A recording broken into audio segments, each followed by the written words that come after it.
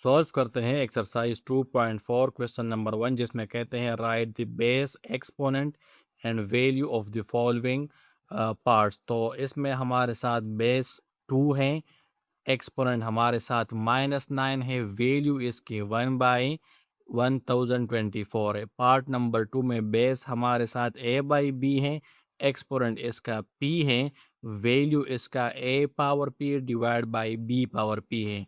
फिर part number 3 में हमारे साथ बेस -4 है, एक्सपोनेंट हमारे साथ 2 है और वैल्यू इसकी हमारे साथ 16 है। फिर हमारे साथ क्वेश्चन नंबर 2 है, जिसमें कहते हैं if a comma B denotes the real number. अगर a और b हमारे साथ रियल नंबर्स को डिनोट कर रहे हो, then simplify the following parts. फिर हमने क्या करना है, इन पार्ट्स को हमने सिंप्लीफाई करना है। तो अब इसको सिंप्लीफाई करते हैं। पार्ट नंबर 1 है a power 3 multiply a power 5। अब जब बेसिस हमारे साथ सेम होंगे तो फिर हम पावर को ऐड करते हैं। तो बेस a है, पावर इसकी 3 और 5 है, तो ये दोनों ऐड हो जाएंगे, तो इससे आ जाएगा 8। अब पार्ट नंबर 2 में हमारे साथ b बाई ए और b बाई ए इसका बेस है, तो हम इसके पावर को ऐड कर लेंगे, तो वो बन जाएगा 3/2 प्लस -2/3।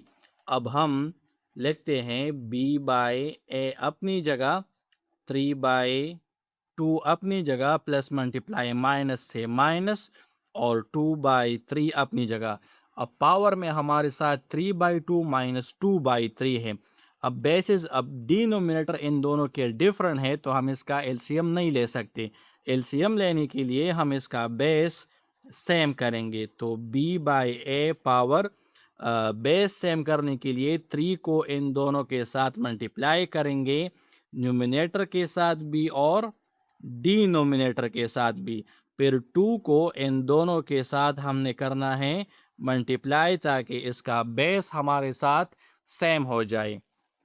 अब हमारे साथ आ जाएगा b बाई ए पावर 3 3 जार आ जाएगा 9, 3 2 जार आ जाएगा 6, फिर 2 2 जार 4, 2 3 जार आ जाएगा 6। तो b बाई ए अपनी जगह, 6 इसका एलसीएम बन जाएगा, ऊपर आ जाएगा 9 माइनस 4, तो इसका आंसर हमारे साथ आ जाएगा b by a power 9 minus 4 से 5 डिवाइड बाय 6। तो ये इसका है हमारे साथ सिंप्लीफाइड फॉर्म।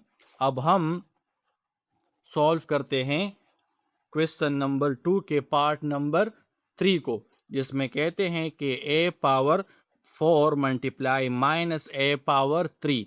अब इसके बेसिस सेम है, तो हम इसके पावर को ऐड करते हैं, तो पावर इसका 4 है, सेकंड का पावर हमारे साथ 3 है, तो माइनस a अपनी जगह, 4 प्लस 3 से हमारे साथ आ जाएगा 7। अब पार्ट नंबर 4 है हमारे साथ -2 a square b power 3 whole power 3। तो ये होल पावर 3 इन तीनों के पावर में है, तो हम -2 पावर 3 लिख लेंगे, a स्क्वायर पावर 3 लिख लेंगे और फिर b क्यूब पावर 3 लिख लेंगे। अब -2 क्यूब हमारे साथ बराबर है -8 की, 2 2 जार 4, 4 2 जार 8 और फिर 2 3 जार 6 और फिर 3 3 जार 9। अब पार्ट नंबर 5 हमारे साथ है a क्यूब, अब -2b होल स्क्वायर है, तो ये स्क्वायर 2 के पावर में भी हैं और ये स्क्वायर हमारे साथ b के पावर में भी हैं, तो हम लिख लेंगे a क्यूब और 2 स्क्वायर हमारे साथ बराबर है 2 2 जार 4 और ये आ जाएगा b स्क्वायर। अब सिर्फ इसको तरतीब में लिखते हैं, 4 को लिखते हैं कोफिशिएंट में, फिर हम लिखते हैं a क्यूब और फिर हम लिखते हैं b का स्क्वायर। अब हम पार्ट नंबर 7 को सॉल्व करते हैं। पार्ट नंबर 7 हमारे साथ है a power 0 b power 0 divide by 2। तो समथिंग पावर 0 हमारे साथ बराबर है 1 के डिवाइड बाई 2। पार्ट नंबर 6 है हमारे साथ a square b into a square b। अब हम बेसिस सेम है ए स्क्वायर के, तो इसके पावर ऐड हो जाएंगी। बी के पावर बेसिस सेम है तो पावर ऐड हो जाएंगे। तो ये आ जाएगा हमारे साथ ए पावर 4 बी पावर 2। अब हम इसका अगला पार्ट सॉल्व करते हैं।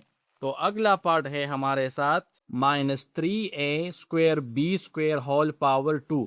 तो होल पावर 2 इन तीनों के पावर में है, तो -3 whole power 2 a² whole power 2 और b² होल पावर 2 आ जाएगा। तो ये बन जाएगा 3 3 जार 9, 2 2 जार 4, 2 2 जार 4। तो ये है इसका सिंप्लीफाइड फॉर्म।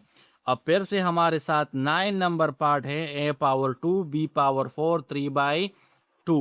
तो 3/2 इन दोनों की पावर में है, तो ए पावर 2 पावर 3/2, फिर बी पावर 4 पावर 3/2। तो 2 और 2 कैंसिल, 2 1 जार 2, 2 2 जार 4, फिर ए पावर 3 और बी पावर 2 3 जार 6।